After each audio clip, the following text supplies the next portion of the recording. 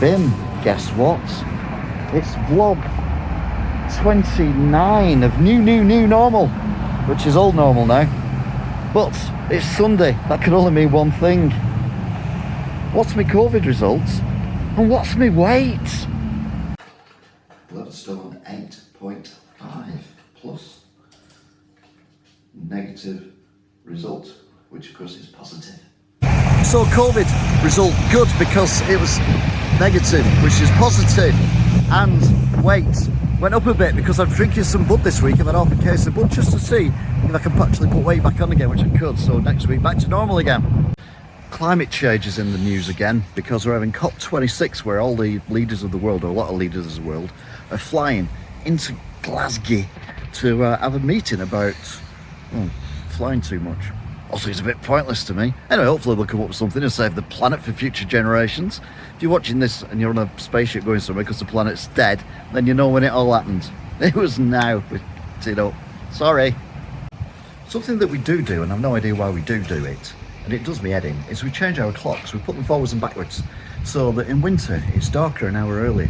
And that was for the farmers in the older days, but the farmers don't need to do that now because they've got sat-nav and the robots drive the tractors. So I don't understand it. It all seems a bit pointless to me. So I'm not going to do it again, and I'm going to just live off British summertime for the rest of my life. Although obviously it's not going to work because no one else is doing it. Now this week is an important week for the galleries and the redevelopment of Galleries 25. It's when the council actually have a meeting to discuss whether or not it needs to go ahead, or whether it doesn't need to go ahead or not, or whether it should go ahead. But they've already sent letters out to people saying that you've got to leave because it's going ahead. So I don't see the point in the meeting. But anyway, I'm going to try and go to the meeting if I can and see what the point is. I'll let you know next week. Streaming services.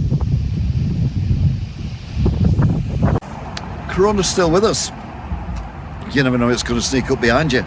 But the problem we've got now is that the government are thinking that by immunising everyone who's 12 to 15, it's going to stop it. It's not. We've already come to the conclusion that even if you're double jabbed, you're still likely to catch it and still likely to spread it.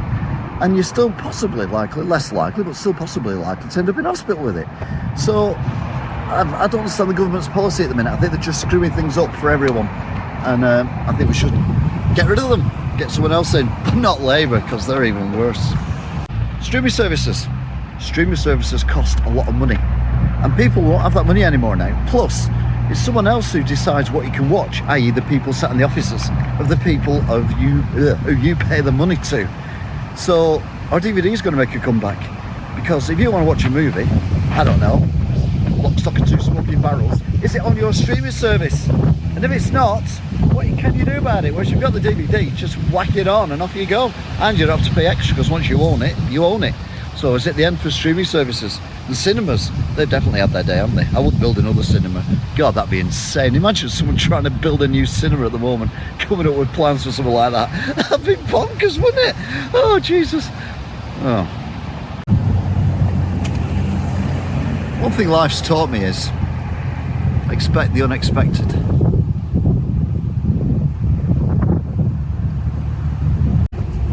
It's nice of the government to get into the Halloween spirit and horror spirit by completely dropping the red list for people travelling abroad.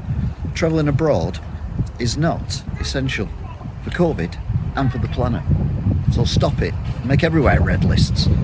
Save ourselves and save the planet. Yeah, so that's it. Till next time. Bye!